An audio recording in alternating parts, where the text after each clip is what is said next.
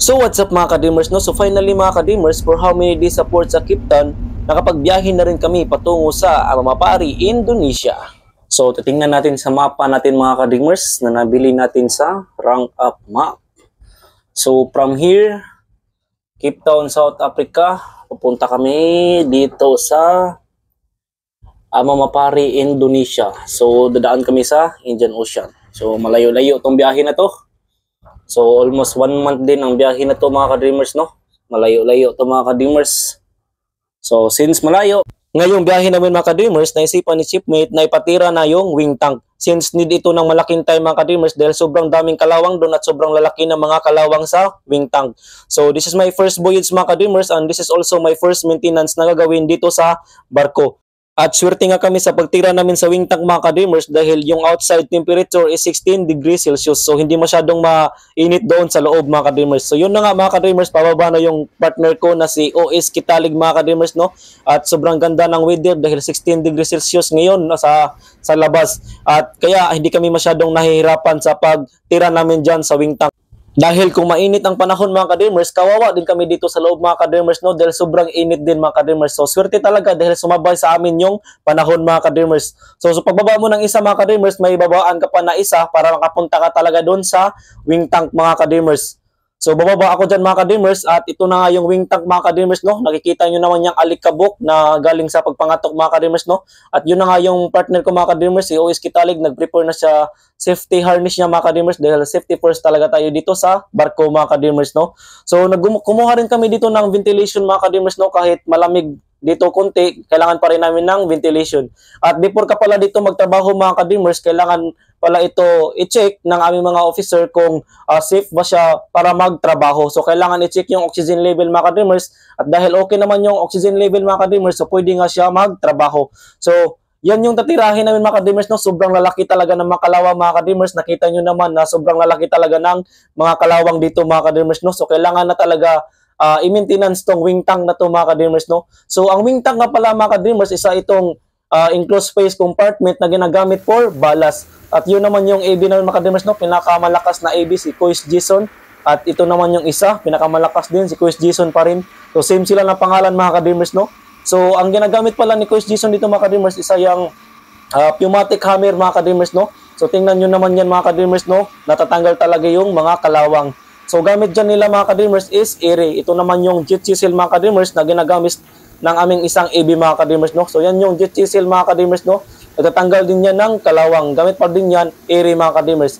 So since wala ngang masyadong ere dito mga ka-dreamers, so ang ginamit naman namin dito sa baba mga ka-dreamers is kami naman ay nangangatok gamit lang yung chipping hammer mga ka-dreamers, no?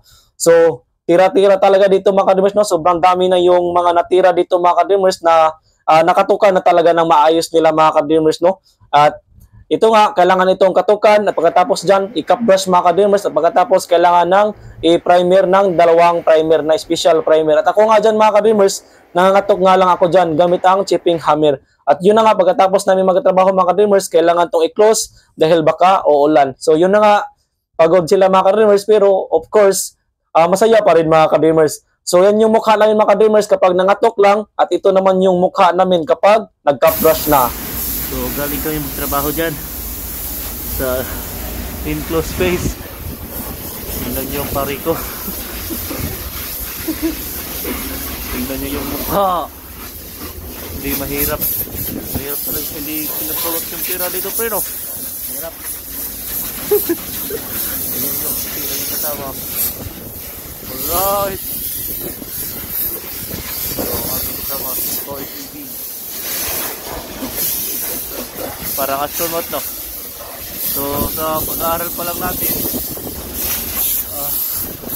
Zurich University ko Zurich University natin ba? Sobrang linis ng sobrang linis ng uniform ngayon. Nangangitim.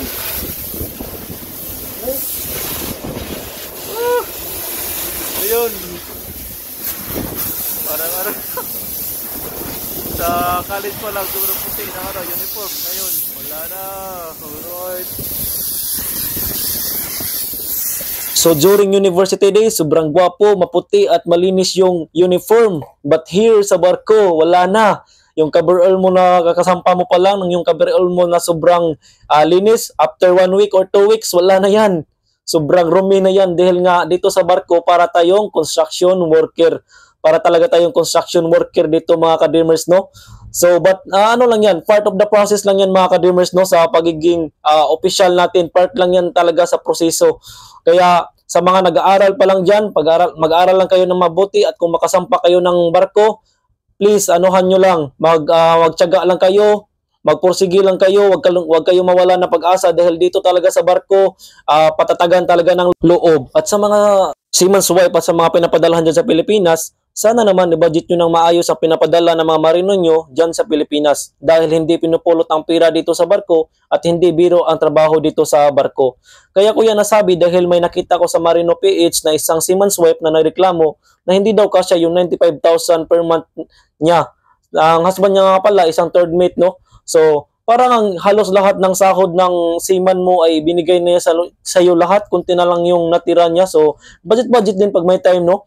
So, ayun na nga mga ka-dreamers, natapos ninyong trabaho namin mga ka-dreamers, napinturahan na namin, lahat natapos na. So, since natapos na yung trabaho mga ka-dreamers, meron na namang bago na trabaho mga ka-dreamers no? Dahil dito sa barko, hindi talaga nauubos yung trabaho mga ka-dreamers. Natapos na ditong i-repaint, no? So, ito yung job order namin for today. Mag-repaint dito sa starboard side tsaka sa port side na ano. Nandun yung mga kasama ko. Nandun sila, yan. So, ito yung trabaho namin. Mag-repaint. So, sobrang ganda na dito, no? Pati yung cross deck. Sobrang ganda ng cross deck. At dito, ito yung tinira namin kahapon, no? Parang bago yung almost 10 years old na, more than 10 years na barko. 10 years old na, mahigit to. And then dito yon sa starboard side naman, sa port side naman. Okay, alright. Na-repaint na rin namin, no? So, yan yung trabaho namin for today. Ayos na ayos. Alright. Fight for your dreams. And don't give up mga ka-dreamers. Fighting mga ka-dreamers. Fighting. The special shoutout nga pala sa nagsulat nito, walang iba kundi yung partner ko na OS, si OS Rodaniel Kitalig. Shoutout. And shoutout nga pala sa aking solid ka-dreamers dyan, si Sir Brian Calabano and si Sir Joe M. Gito. Salamat sa suporta. Thank you.